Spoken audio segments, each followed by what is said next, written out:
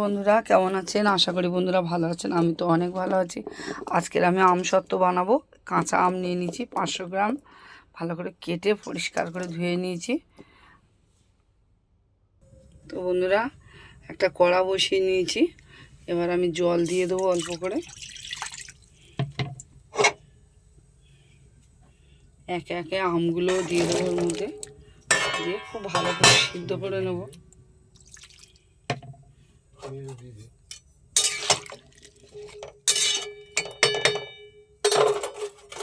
খুব ভালো করে সিদ্ধ করে নেব। আমটা বেশ ভালো মতো ফুটে উঠেছে। এই পর্যায়ে নুন দিয়ে দেবো আমি।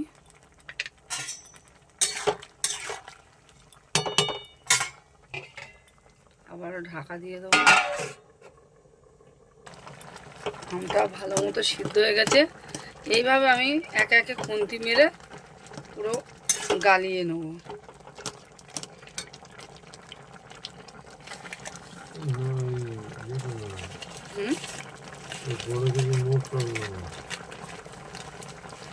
এবার এই পর্যায়ে আমি চিনি দিয়ে দেবো।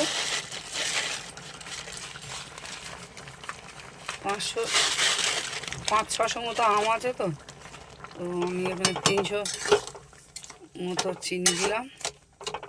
প্রচণ্ড টক, আর একটু কালার হওয়ার জন্য কাশ্মীরের,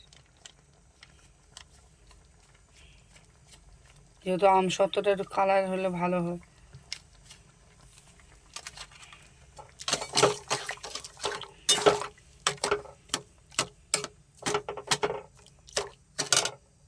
বন্ধুরা আমটা আমার এই পর্যায়ে এসছে, এখন সমস্ত গালিয়ে নিয়েছি।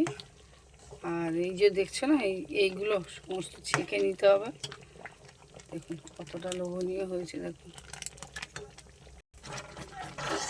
এখন বন্ধুরা আমার আমটা এই পর্যায়ে আছে।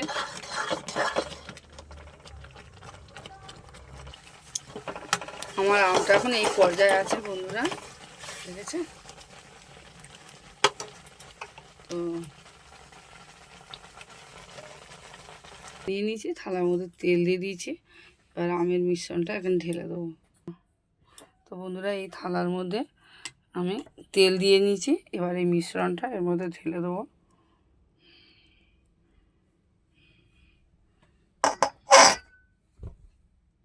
তো দেখো বন্ধুরা আমার আমসত্ত্বটা রেডি হয়ে গেছে, কত সুন্দর। এই থালার মধ্যে পাখার হাওয়ায় রেখে দেবো, পুরো শুকিয়ে যাবে। দেখুন কতটা সুন্দর লোভনীয় হয়েছে। এইভাবে কাঁচা আমের আমসত্ত্ব বানাবেন, খুব ভালো হয়। রাধে রাধে বন্ধুরা, আমার এই রেসিপিটা যদি ভালো লাগে লাইক শেয়ার কমেন্ট করবেন, আপনার প্রিয়জনদের সঙ্গে শেয়ার করবেন। রাধে রাধে।